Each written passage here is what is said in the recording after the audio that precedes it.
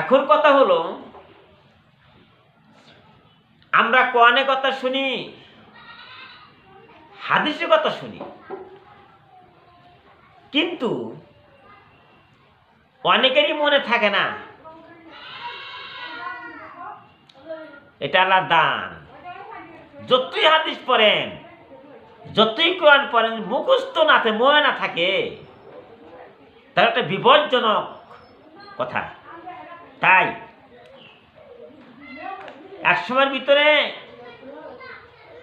আবু হুরায়রা রাদিয়াল্লাহু তাআলা বলল, ইয়া রাসূলুল্লাহ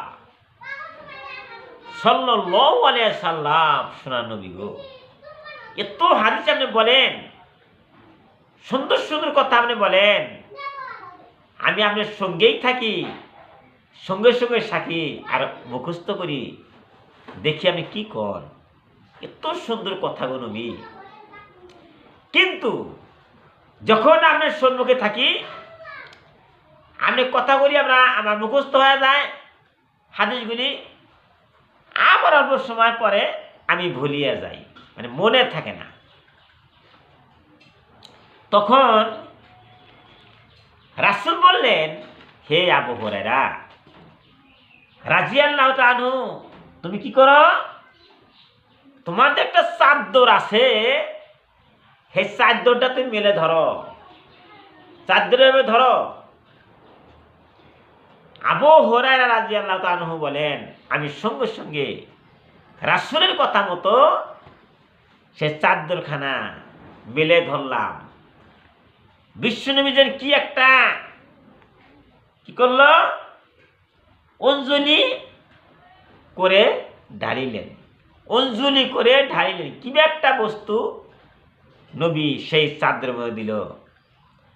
দেওয়ার পরে এখন আল্লাহ নবী বললেন, হে আবু হুরায়রা, তুমি তোমার চাদরখানা বক্ষে চেপে ধরো, বক্ষে চেপে ধরো।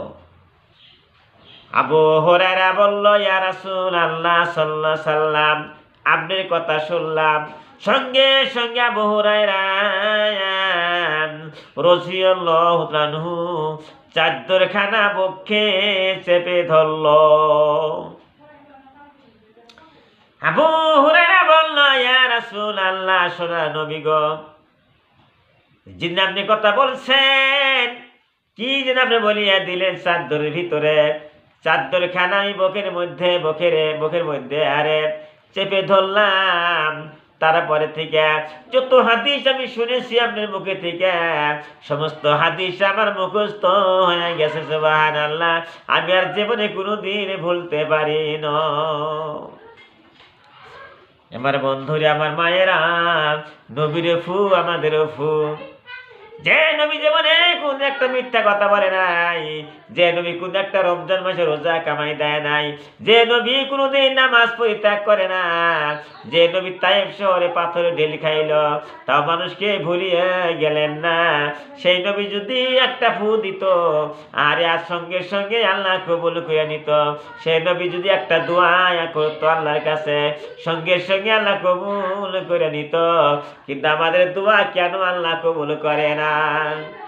আমরা মুখে মিথ্যা কথা বলি, রমজান মাসে ফরজ রোজা রাখি না, নামাজও পড়ি না, পিতা মাতার কঞ্জায় দুঃখ নেই, গীবত চুগলখড়ি করি, আমাদের মুখের মধ্যে বরকত নাই, কিন্তু আমার নবীর মুখের মধ্যে বরকত ছিল, সুবহানাল্লাহ।